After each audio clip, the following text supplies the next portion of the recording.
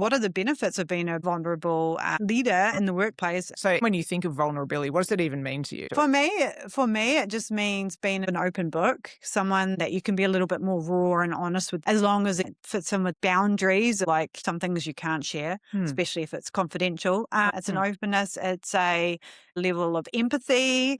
It's a level of caring. And it goes both ways. So it's being vulnerable, but also being able to take in vulnerabilities from other people. I guess that's a tough word. Now that I've said it out loud, I'm like, shoot, how do you explain that? So, and I think it means different things to different people based on their life experience too of safety associated with being vulnerable. Right. So vulnerable from my perspective as a psychologist is the ability to be true, to be authentic, to be human, to express strengths, but also to express, hey, here's times or things that maybe I haven't got it right. So it's that accountability piece around owning both successes and mistakes, creating the space to say, hey, I've cocked it up plenty of times. And you know what, though? Here's all the wonderful things that came from that, the good, the bad, and the ugly. So looking at things from all perspectives, but the vulnerability to be able to speak courageously, have the hard conversations, even if a conversation might be scary or it might lead to a challenging outcome of sorts.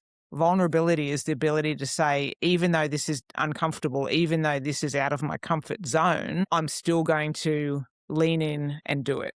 Vulnerability is a different type of transparency, I would say, where you lead with information as opposed to waiting to be asked for it.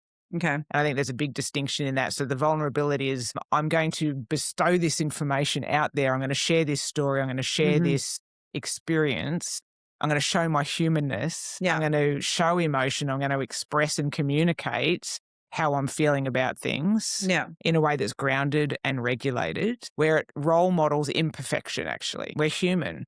And if we create an environment that we can grow in our imperfection and learn from it, I think that's like a superpower for leaders. We've got to be empathetic to what's going on because we're dealing with whole humans, right? When we're in the workplace. And I think sometimes it's easy to get caught up in that transactional approach of you're here to do this job, go ahead and do it, and then leave your home life at home. Well, we're not creating safety emotionally in a workplace when we do that because you're dealing with whole humans.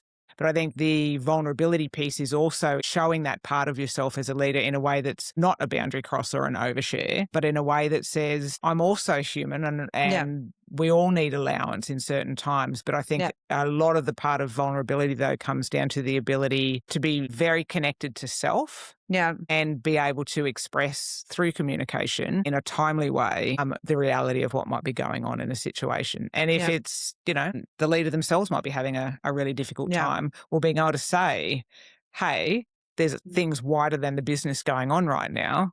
And, I'm going to be doing X, Y, and Z. So vulnerability, though, I think is essential. And I haven't seen it very often when I'm working with leaders. Wow.